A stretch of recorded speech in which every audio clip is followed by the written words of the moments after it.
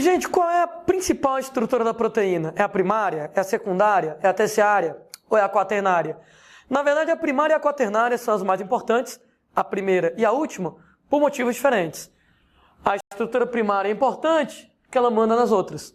A primária determina as demais estruturas, o que tem pra gente duas consequências.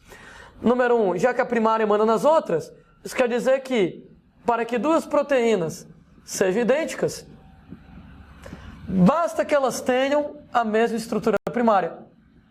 Ou seja, se duas proteínas tiverem a mesma estrutura primária, isso já garante, moçada, que elas são a mesma proteína.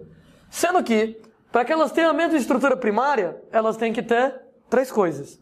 Os mesmos tipos de aminoácidos, tem que ter as mesmas quantidades de cada tipo e tem que ter a mesma sequência de aminoácidos.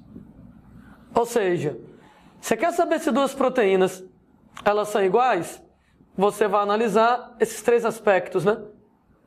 Se elas tiverem os mesmos tipos, as mesmas quantidades de cada, e se elas tiverem as mesmas sequências, isso quer dizer que elas são a mesma proteína. Tem uma questão muito tradicional de vestibulares que fala sobre isso, que é uma questão que coloca mais ou menos assim, né? Era uma vez duas proteínas, X e Y. Eu peguei essas proteínas e digeri as duas, sendo que a proteína X digerida, ela forneceu para mim 10 aminoácidos lisina, 10 aminoácidos prolina, 10 aminoácidos tirosina. E a proteína Y digerida, ela forneceu para mim 10 lisinas, 10 prolinas e 10 tirosinas. E aí eu pergunto, será que a proteína X é igual à proteína Y? Ora, para eu saber se a proteína X é igual à proteína Y, para elas serem iguais, basta que elas tenham a mesma estrutura primária. Então eu vou analisar três pontos. Será que elas têm os mesmos tipos de aminoácidos? Lisina, lisina, prolina, prolina, tirosina, tirosina. Ok. Será que elas têm as mesmas quantidades de cada tipo? 10 lisinas, 10 lisinas. 10 prolinas, 10 prolinas. 10 tirosinas, 10 tirosinas. Ok. Será que elas têm as mesmas sequências de aminoácidos? E aí, moçada, nesse caso, eu não teria como saber. Por quê? Porque uma vez que eu vou digerir a proteína, quebrar ela em aminoácidos, eu perco a noção de qual é a sequência que elas têm. E, gente, se uma, por exemplo, for lisina, prolina, tirosina, a outra for prolina, tirosina, lisina, elas já são proteínas diferentes. Como eu não tenho como saber se a sequência dos aminoácidos é a mesma, será que X e Y são a mesma proteína? Resposta, não tem como saber. Eu não tenho como saber. Pode ser que elas sejam iguais, pode ser que elas sejam diferentes. Por que eu não tenho como saber? Porque se eu tenho só os aminoácidos liberados na digestão, eu não sei qual é a sequência delas. Então pode ser que elas tenham a sequência igual, e se a sequência for igual, é a mesma proteína, mas pode ser que elas tenham a sequência diferente, lisina, prolina, tirosina, lisina, e elas já seriam diferentes então. Então, nesse caso, eu não teria como saber, porque eu não teria como saber se a sequência é a mesma. Outra consequência para essa nossa história de que a estrutura primária manda nas outras é que, se a primária manda nas outras, alterações na estrutura primária alteram as outras estruturas, levam a alterações nos demais níveis de estrutura. A primária manda nas outras. Mexeu na primária, mexeu em todas as outras. Existe um exemplo super tradicional das questões que falam sobre isso, que é o que acontece numa doença genética chamada de anemia falciforme. Bom, aqui, apenas o comentário que eu tinha feito lá da questão, não me interessa tanto, de modo que, como é que funciona a historinha que eu quero contar? Existe um gene Szinho, que esse gene Szinho codifica a produção de um tipo de hemoglobina chamada de hemoglobina A. A hemoglobina A é a hemoglobina normal. Na hemoglobina normal, o sexto aminoácido da cadeia beta é um aminoácido chamado de ácido glutâmico. E, gente, uma vez que você tenha hemoglobina normal, as suas hemácias, elas são normais. Como é que é o formato normal da hemácia? Hemácias normais, elas são bicôncavas. O que é que eu quero dizer quando eu falo que a hemácia ela é bicôncava? Gente, vista de frente, ela lembra um disco com achatamento no meio. Vista de perfil, você vai notar que ela tem um duplo achatamento, ela é duplamente côncava. Entretanto, algumas pessoas, elas têm um gene derivado de uma mutação, que é o gene S-zão, um gene mutante. Quem tem o gene S-zão vai produzir hemoglobina S, hemoglobina ciclêmica. Qual é a diferença? É só uma idiotice. O sexto aminoácido da cadeia beta, no lugar, gente, de ser ácido glutâmico, ele é uma valina. Cara, a gente tem 4 cadeias na hemoglobina. Eu estava comentando que a molécula de hemoglobina, ela tem 4 cadeias. 2 alfas, 2 betas. Cada cadeia dessas tem mais ou menos 150 aminoácidos. Ou seja, se você pega 4 cadeias de 150, o número total de aminoácidos da hemoglobina beira os 600. De 600 aminoácidos, eu troquei 2. A cadeia alfa permaneceu intacta. Na cadeia beta, eu troquei um aminoácido da cadeia beta. Então, o sexto aminoácido da cadeia beta, de ácido glutâmico, passa a ser valina. Entretanto, se você vai lá e mexe num tipo de aminoácido, troquei ácido glutâmico por valina, eu vou mexer na estrutura primária. Se alterar a estrutura primária, eu altero a secundária, a terciária, a quaternária, e a hemoglobina fica tão diferente que as hemácias vão ficar diferentes. As hemácias vão ficar em forma de foice, falciformes. Ô Landim, por que as hemácias elas vão ficar em forma de foice? Porque quando a hemoglobina é hemoglobina normal, as moléculas de hemoglobina elas ficam espalhadas dentro da hemácia. Enquanto que na hemoglobina S, hemoglobina ciclêmica, elas não ficam espalhadas. Elas formam cadeias. Essas cadeias alongadas, elas vão fazer com que a própria hemácia fique com a forma alongada. Alguém cismou que isso aqui parecia uma foice. Então, por que eu mexi em um aminoácido? O sexto aminoácido eu troquei de ácido glutâmico por valina. A hemoglobina muda tanto que ao invés dela ficar espalhada, ela forma cadeias alongadas e a hemácia fica em forma de foice, né? Em inglês, foice é sickle, e daí o nome ciclemia, né? Ciclemia nesse caso, o inglês sickle quer dizer foice, dá o nome ciclemia, e quem tem isso aí, ciclemia, vai ter anemia falciforme. Silandinho, qual é o problema da minha hemácia ter forma de foice? Vários problemas. Hemácia em forma de foice não carrega oxigênio facilmente. Hemácia em forma de foice quebra qualquer besteira. Hemácia em forma de foice quebrada se acumula nos vasos sanguíneos e pode causar entupimento. Então, a anemia falciforme pode ser uma situação extremamente grave. E volto a dizer, é uma diferença idiota. Eu tenho 4 cadeias de hemoglobina, as 2 alfa estão intactas. Na beta, eu troquei um aminoácido de 150, quase 150.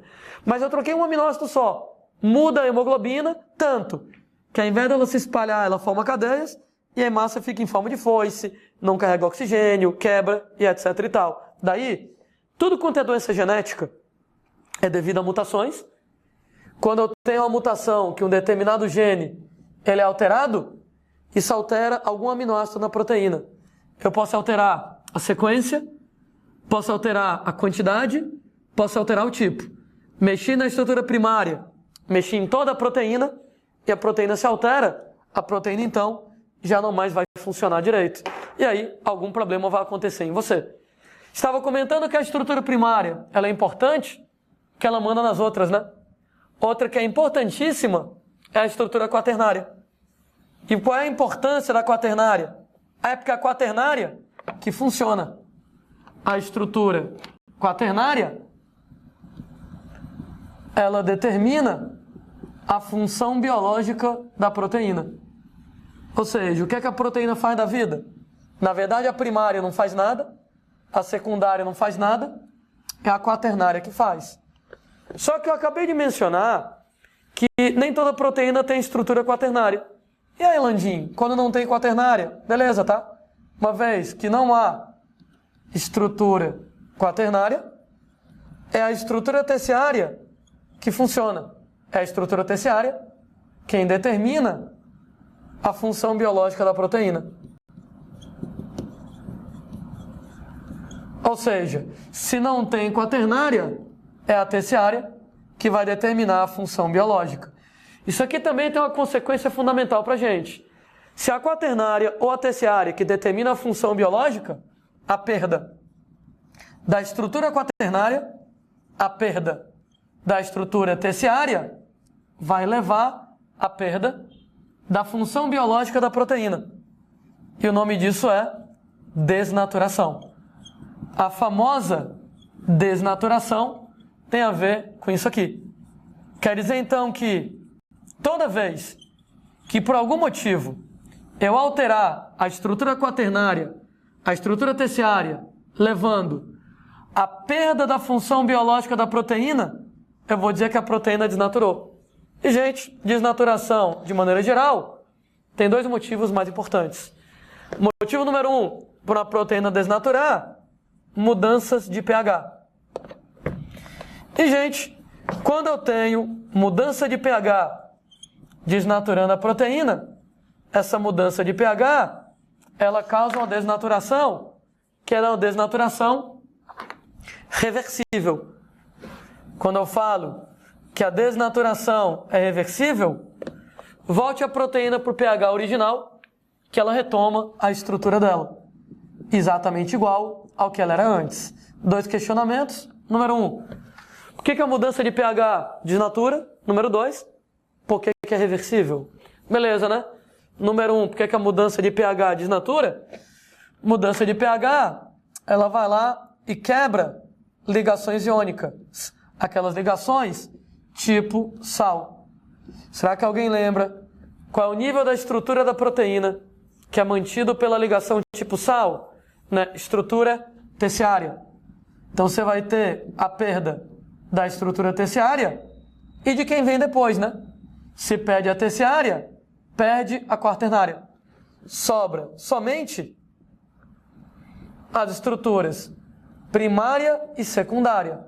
O que não adianta nada, tá? Que a primária e a secundária, elas não têm função.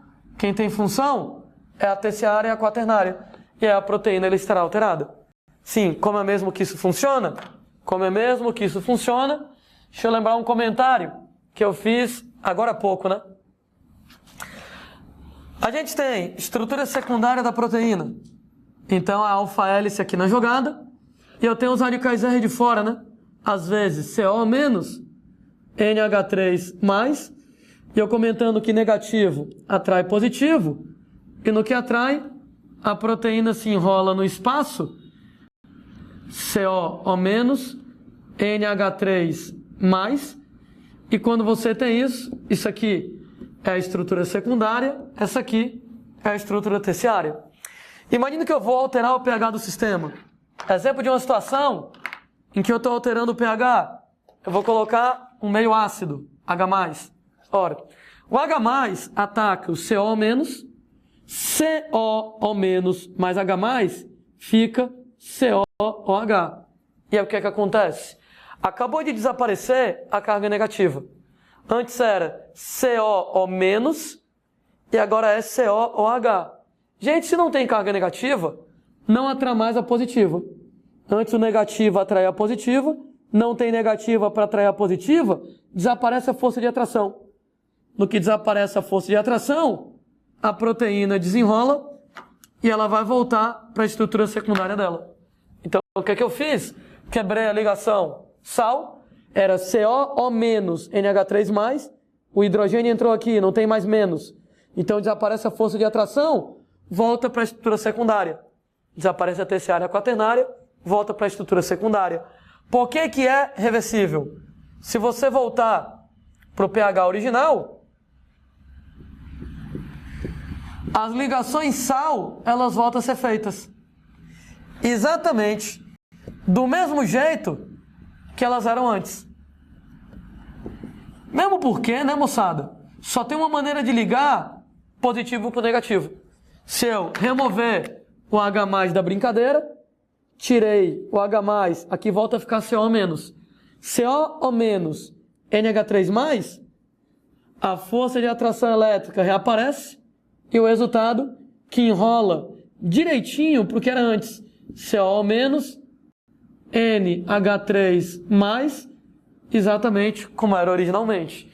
Então, basta que a gente volte para o pH original. Quando eu voltar para o pH original, as ligações voltam do mesmo jeito de antes e o resultado, a proteína recupera a estrutura dela. Pronto, moçada. Eis aí, então, por que mudança de pH, a desnaturação é reversível. Só que tem outro fator importante que promove desnaturação: calor. E uma diferença do caramba, né? O calor, ele promove lá uma desnaturação irreversível. Gente, um ovo cozido nunca voltará a ser cru.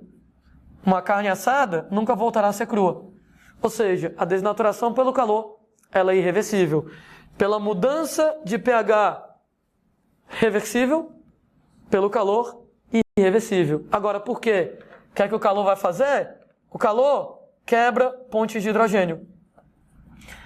Qual é o mesmo nível da estrutura da proteína que é mantido pelas pontes de hidrogênio? Ponte de hidrogênio tem a ver com a terciária, mas tem a ver, moçada, principalmente com a estrutura secundária. No que você quebra pontes de hidrogênio lá da estrutura secundária, ora, moçada, o resultado nessa situação é que você vai perder a estrutura secundária e quem vem depois, tá? Você perde secundária, perde terciária e perde quaternária. No que você perde secundária, terciária, no que você perde quaternária, vai ficar somente a estrutura primária. No que resta, moçada, apenas a estrutura primária, a proteína perde a função dela. Ô Landim, por que nesse caso é irreversível? Por que nesse caso é irreversível? Ora, se eu resfriar a proteína, será que as pontes de hidrogênio voltam? O que eu estava explicando aqui, quando eu aqueci, o calor quebrou as pontes de hidrogênio da estrutura secundária. Da proteína perde a estrutura dela. Se eu resfriar a proteína, as pontes de hidrogênio voltam? Voltam. As pontes de hidrogênio, elas voltam. Ei, Landim, se as pontes de hidrogênio voltam, não era para a proteína voltar ao normal? É. Só que tem um determinado detalhe, né? Se alguém lembra desse comentário um pouco maluco? Que na estrutura primária da proteína, as pontes de hidrogênio não se formam aleatoriamente. É um negócio super organizado. O primeiro aminoácido, ele liga com o quinto, o segundo com o sexto, o terceiro com o sétimo, o quarto com o oitavo, e isso faz a proteína enrolar, formando a alfa-hélice. Quem é que orienta quem liga com quem? Quem é que orienta que o primeiro aminoácido faz ponte de hidrogênio com o quinto, que o segundo faz com o sexto, que o terceiro faz com o sétimo? É o próprio cara que produz a proteína. Lembra quem produz a proteína? O ribossomo. Então o ribossomo organiza. O aminoácido 1 faz ponte com 5. O 2 com 6, o 3 com 7 e daí por diante. Uma coisa é o ribossomo ir fazendo a proteína aos pouquinhos, e à medida que o ribossomo vai fazendo as proteínas, ele vai orientando quem liga com quem. Primeiro com quinto, segundo com sexto, etc e tal, e eu formo a alfa-hélice. Outra coisa é eu aqueci. No que eu aqueci, eu voltei para a estrutura primária.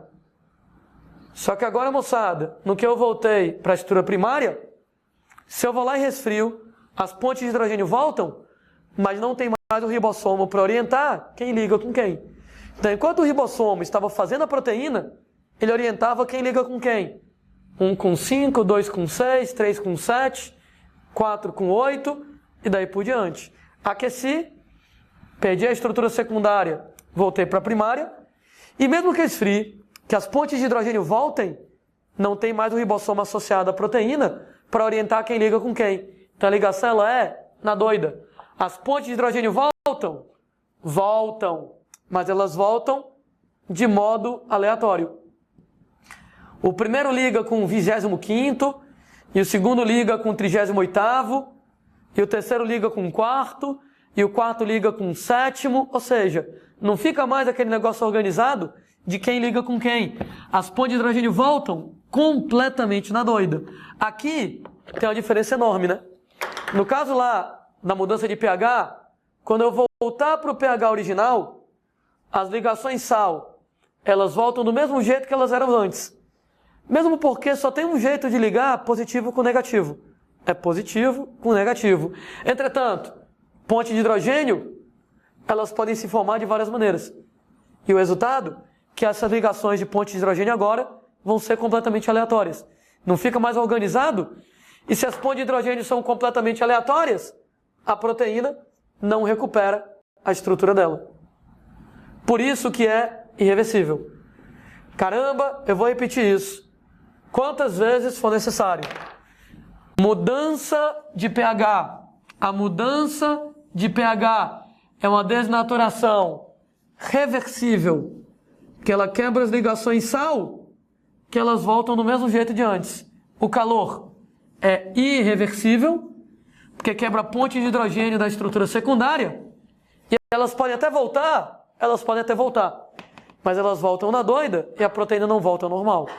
Sobre essa historinha que eu estou contando para vocês, tem algumas ideias interessantes da nossa vida cotidiana. O que é mais nutritivo? Ovo cru, ovo cozido? É bom lembrar que no ovo cru a proteína está intacta e no ovo cozido a proteína está desnaturada. Quem é mais nutritivo? Ovo cru, ovo cozido? Tanto faz, não faz diferença. A desnaturação não altera o valor nutritivo das proteínas. Ô Landim, mas não altera a função biológica? Só que quando você come uma proteína, você não está interessado na função dela. Será que me interessa se a proteína era uma proteína estrutural ou enzimática? Não. Quando eu como ela, eu só quero uma coisa: os aminoácidos. Quando eu comer a proteína será digerida em aminoácidos e o que eu aproveito são os aminoácidos. Por que a desnaturação não altera o valor nutritivo das proteínas? Porque a proteína intacta ou desnaturada fornece os mesmos aminoácidos na digestão. Então elas fornecem rigorosamente os mesmos aminoácidos quando a gente vai digerir. Mesmo porque a estrutura primária ela não é perdida quando você desnatura. Pode notar que quando eu desnaturo a proteína, a gente deixa a estrutura primária intacta, E a estrutura primária que vai dizer quais são os aminoácidos que tem e em que quantidade. Que é o que me interessa quando eu como. Quando eu como, não quero saber se a proteína tem função X ou Y. Eu quero saber que aminoácidos ela tem. Quantos aminoácidos são? Será que tem os aminoácidos essenciais que eu preciso? Será que tem muitos? Será que tem poucos? É isso que me interessa. Daí, a proteína, seja ela intacta ou desnaturada, fornecerão os mesmos tipos de aminoácidos na digestão, e é por esse motivo que a desnaturação não altera o valor nutritivo da proteína. Com um detalhe: entre ovo cru e ovo cozido, gente, o ovo cozido tem pelo menos 3 vantagens sobre o ovo cru. Pelo menos 3 vantagens. Então, quando você vai lá e compara ovo cozido com ovo cru versus o ovo cozido, eita, beleza, né? Número 1, lá no ovo cru, quando ele passa pelo fiofó lá, pelo foquito da galinha, pela cloaca da galinha, tem uma bactéria chamada salmonela lá no fiofó da galinha. Essa bactéria ela pode ficar no ovo. E, gente, quando você come ovo cru, você pode pegar salmonelose. Então, o ovo cru, você tem um risco de salmonelose. Se você cozinha o ovo, frita, assa, grelha, né, o calor mata a salmonela, no que o calor mata as bactérias salmonela, o resultado, fofinhos, é que o ovo cozido, ele é mais seguro. Ele não implica num risco de salmonelose. Vantagem número 1 de você ingerir ovo cozido e não ovo cru. Segurança alimentar. Segurança alimentar. Número 2. Quando eu tenho ovo cozido, a proteína, ela está intacta, com a estrutura espacial dela intacta. Nesse caso, moçada, a estrutura enrolada. Ou seja, quando a gente fala em estrutura enrolada, né, então você tem lá a estrutura dela toda enroladinha, sem landim. E daí? E daí, moçada? Que as enzimas digestivas, elas agem de fora para dentro. A enzima digestiva, quando ela vai começar a trabalhar, ela vai atacar as ligações peptídicas do lado de fora. Entretanto, quando a proteína está muito enrolada, a enzima não tem como entrar lá dentro para poder digerir as ligações lá de dentro. Ou seja, com a proteína intacta, enrolada desse jeito, as enzimas podem atacar as ligações peptídicas da superfície, mas a enzima não vai conseguir entrar lá dentro para digerir as ligações de dentro. Ou seja, nesse caso, a proteína intacta ela é mais difícil de digerir. O que quer dizer que o aproveitamento nutricional dela é menor. É diferente, por exemplo, do ovo cozido, onde a proteína está desnaturada. E a proteína desnaturada, ela estará desenrolada.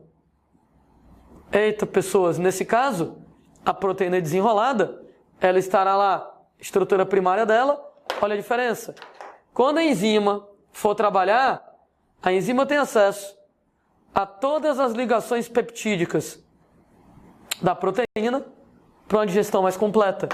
Então, é mais fácil de digerir. Daí, aquele povo doido que faz vitamina com ovo cru, né? Cara, não precisa daquilo, certo?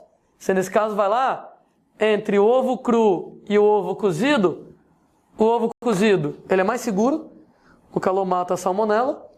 O ovo cozido, com a proteína desnaturada, é mais fácil de digerir e o aproveitamento nutricional, ele acaba sendo mais fácil. Claro, né? Você fazer uma vitamina com ovo cozido dá mais trabalho, você cozinhar o ovo é um saco que demora um tempão, daí então se você de repente vai lá e quer comer o ovo cru, beleza, seja feliz ao comer o seu ovo cru. Entretanto, não esqueça disso. O ovo cru, ele tem alguns riscos. Ele pode causar salmonelose em você, ele é mais difícil de digerir. Terceiro problema do ovo cru, é nojento pra caralho, né? Então, não estou dizendo lá que obrigatoriamente você vai morrer se comer ovo cru. Entretanto, é inevitável que o ovo cozido, ele tem algumas vantagens sobre o ovo cru, mais seguro, mais fácil de digerir, um aproveitamento nutricional melhor e muito menos nojento, né? A história de que o calor, a desnaturação é irreversível, eu tenho uma exceção, né? Uma exceção notável para essa história de que desnaturação pelo calor é irreversível. É o que acontece, moçada, com a queratina do cabelo. Então, quando a gente trabalha lá com a queratina do cabelo,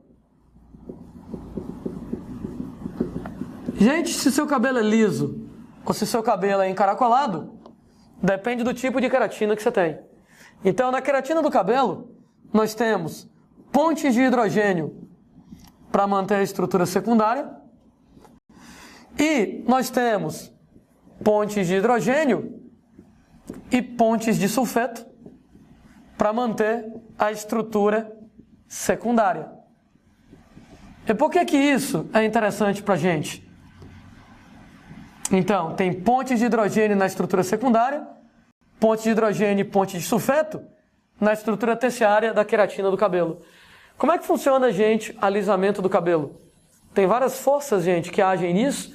Alisamento definitivo, alisamento, né, temporário, e aí vai. Poxa, o que é que acontece? Para começar, se você quebrar as pontes de hidrogênio da estrutura secundária, se você vai lá e quebra as pontes de hidrogênio da estrutura secundária, isso, gente, será irreversível nesse caso.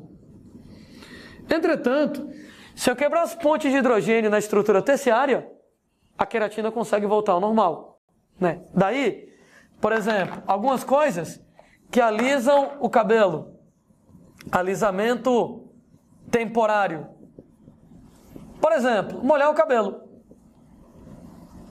Ora, basicamente, sei lá, tem um cabelo enrolado.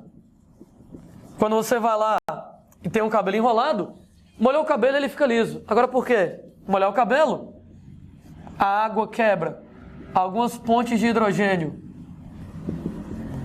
da estrutura terciária e o cabelo temporariamente ele vai ficar liso. Então, nesse caso, um alisamento temporário, mas isso aqui, moçada, reversível, né? Tanto é que você tem um cabelo encaracolado, né? O Landim tem um cabelo encaracolado, se eu deixar o cabelo crescer, ele fica, né, bem encaracolado, né? Se eu molho o cabelo, ele fica liso. Se eu, nesse caso, vou lá e passou o efeito, o cabelo está seco, ele fica encaracolado de novo, é reversível. Outra situação que vai fazer o cabelo ficar alisado temporariamente. Ora, moçada, chapinha, né? Prancha, escova, sei lá. Você tem que, em cada lugar a galera chama de modo diferente. Nesse caso, o calor. Sendo que o calor da chapinha, ele não quebra as pontes de hidrogênio da estrutura secundária. Se ele quebrasse as pontes de hidrogênio da estrutura secundária, você danificaria o fio de cabelo de modo permanente. Seria permanente. Entretanto, no caso lá da chapinha, o calor vai lá e quebra pontes de hidrogênio da estrutura terciária. E o resultado? Que no que quebra as pontes de hidrogênio somente da estrutura terciária, o resultado, moçada, é que é reversível. Daí você faz a chapinha, o cabelo fica lá alisado temporariamente, né? Qualquer perturbação no sistema, leia-se água, por exemplo, o cabelo vai lá e enrola de novo. Né? Então, nesse caso, é reversível. Mas, Landim, como é que funciona o alisamento definitivo, né? Alisamento definitivo, todo mundo aí já ouviu falar, que envolve uma química muito mais violenta. No caso lá do alisamento definitivo, nós vamos usar agentes químicos que têm a característica de quebrar e refazer as pontes de sulfeto. Né? Por isso que é uma química mais pesada no alisamento definitivo, que a ponte de sulfeto é uma ligação covalente. Ligação covalente é forte, ela é difícil de você desfazer, é difícil de você fazer de novo. Então, seus agentes químicos, né, basicamente, com o papel de quebrar pontes de sulfeto e refazer as pontes de sulfeto em uma nova configuração. No que quebra e refaz as pontes de sulfeto numa nova configuração, isso aqui, moçada, tem efeito permanente na brincadeira. Então, molhar o cabelo alisa de modo reversível, chapinha alisa de modo reversível, mas alisamento definitivo não é assim não. Eu vou quebrar a ponte e refazer as pontes de sulfeto numa nova configuração, de maneira que o cabelo ele vai acabar alisando definitivamente. Aí também, né? Alisou. Não tem mais como você refazer. Ora, como é que funciona isso? Situação aqui um pouco esquisita, né? Envolve aqui uma ideia um pouquinho mais pesada, mas, por exemplo, né? Nas fibras de proteína que você tem em relação ao cabelo encaracolado, nós temos, gente, alguns grupos SH, alguns grupos, moçada, daqueles radicais R da cisteína, desemparelhados. E como eles estão desemparelhados, o resultado é que eles não formam ponte de sulfeto. Para a gente poder... Alguns emparelhados, formando lá as pontes de sulfeto. Para a gente poder alisar o cabelo definitivamente, número 1, nós vamos utilizar agentes químicos redutores. Não sei se alguém lembra das aulas de química, que redução implica em adicionar hidrogênios. E no que você adiciona os hidrogênios, você quebra as pontes de sulfeto. Então, quebra as pontes de sulfeto. Uma vez que eu quebro as pontes de sulfeto, eu vou quebrar essa e vou quebrar essa, adicionando hidrogênios. Então, pronto, né? Vou lá e quebrei essa aqui, aqui, as outras, né, gente? Elas já estavam naturalmente quebradas, depende da configuração do tipo de cabelo. O que é que eu vou fazer agora? Colocar na prancha. No que eu coloco na prancha, o que acontece é que o cabelo, ele vai acabar ficando reto, né? Então, fio de cabelo que era curvo, você tem lá o cabelo enrolado, o cabelo encaracolado. Então, o cabelo enrolado, eu coloco na prancha, então o fio agora, ele fica reto. O curioso é que quando o fio fica reto, alguns grupos SH, eles já estavam emparelhados. Esse aqui estava desemparelhado. Quando fica reto, eles emparelham. Esse aqui estava desemparelhado. Quando você deixa o fio reto, emparelha. Esse aqui já estava emparelhado, né? E aí, o cabelo agora está liso, mas isso aqui ainda é temporário. Para a gente poder agora consolidar, eu vou ter que refazer as pontes de sulfeto. Então eu vou colocar aqui agentes químicos oxidantes. Esses agentes químicos oxidantes, eles vão remover hidrogênios.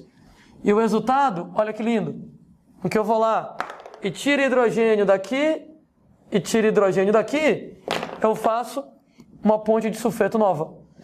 Eu vou tirar daqui e daqui e faço uma ponte de sulfeto nova. Eu tiro daqui e tiro daqui e faço uma ponte de sulfeto nova.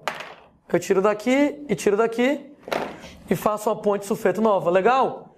Que as pontes de sulfeto se formaram na nova configuração, né? Então elas tinham aqui e aqui, aqui e aqui não, e o cabelo era enrolado.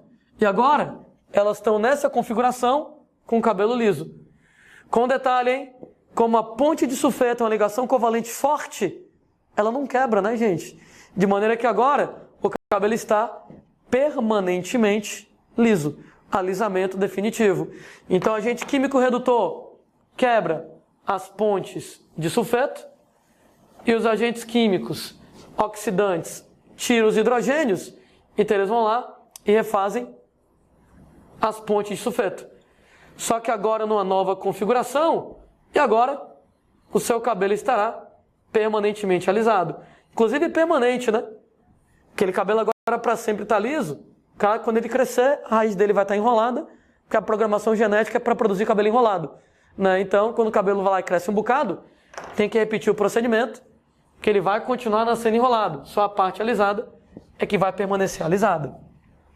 Último comentário a respeito de proteínas. É que existem